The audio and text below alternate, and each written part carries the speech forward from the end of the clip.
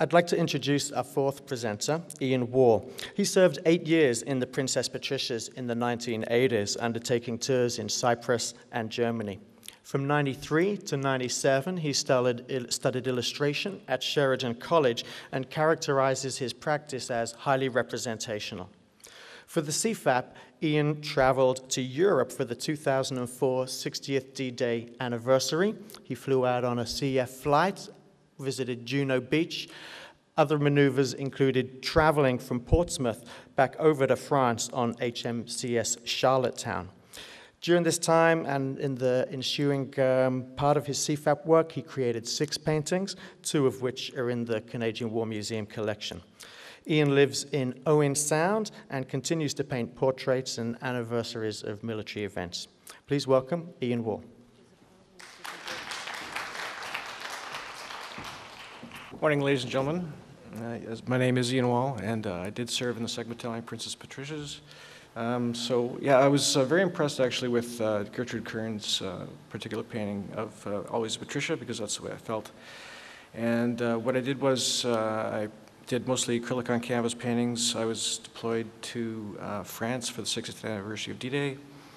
And so this first one here is actually a work that I did of Commander Claude Lantang, and he is the assistant attaché for Canadian Defense in Paris, and that's his wife there. That's on Juno Beach. My interests always were the military and art, and so with the Canadian Forces Arts Program coming of age, it was an extreme honor for me to be able to put my 2 passions together. And what I have done is I've got commissioned artworks for, I lived in Kincardine, Ontario for a while, and there was an old former mayor of Kincardine, Charlie Mann. He was a former member of the 1st Special Service Force during the 2nd World War. And they were having a reunion, so he wanted me to do some paintings of some former officers of his. So this one here is a brigadier general in the American Army. He's wearing his American Army uniform, but the other ones I had to do some serious research. They were black and white photographs that I had to convert into color, and then also research the 1st Special Service Force, known as Dill's Brigade. I don't know if you've ever seen that Hollywood movie. Yeah, he wasn't impressed by that, by the way.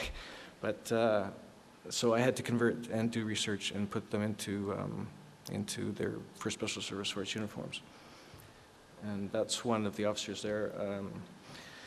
What I was impressed with by this gentleman here, he was a major in the Canadian military, and then the uniforms were patterned after American uniforms. So the only thing that can tell you that he was a Canadian was the word Canada on his lapels. But what I was impressed with him was the fact that he had that 1,000-mile stare, which it really tells you the kind of things that he saw. That's another officer. He's the same rank. And that's Charlie when he was 21. He's now 92, and he's still amazing. So, and well, yes, one thing I should mention is that he wanted me to put the Canadian.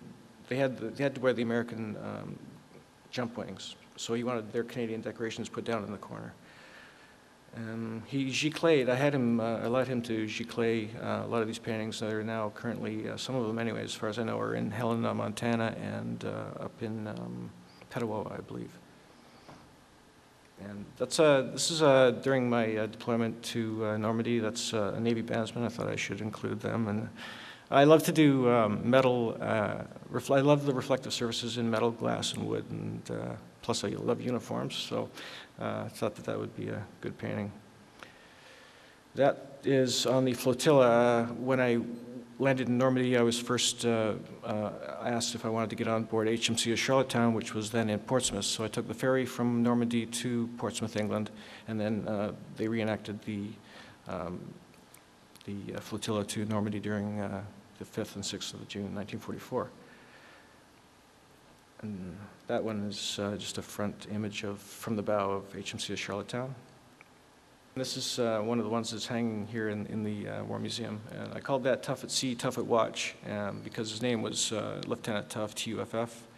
And so just to play on words. Yeah. Okay. This one I was really wanted to do because when I was in France, I hung around. He was a Skyhawk Warrant Officer, Roch Lantang, actually. Sorry, I made the mistake. It's Claude Gauthier, Commander Claude Gauthier before. This is Warrant Officer Roch Lantang. He's a Vendu and was with the Skyhawks at the time. But what resonated with me was the fact that in this war museum, or war cemetery, was his uncle. And so he's standing behind the gravestone of his uncle. And I just felt that I had to do a painting of that. And I came up on Canada Day when they were doing jumps here in Ottawa, and I presented that painting to him. That was actually, that was acrylic on illustration board. And this is, it's kind of a bad resolution I gave my beautiful assistant Mandy, who did all this because I'm computer illiterate. She's the mastermind. It was bad print, so, but it's a montage of all the proceedings of the day. And I put it in a sort of a wreath form and centered on the cross.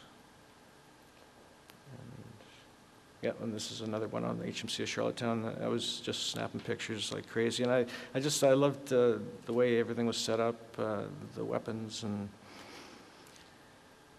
of course they played a major part in. I mean, if it wasn't for the Navy, most of the troops wouldn't have got there, right?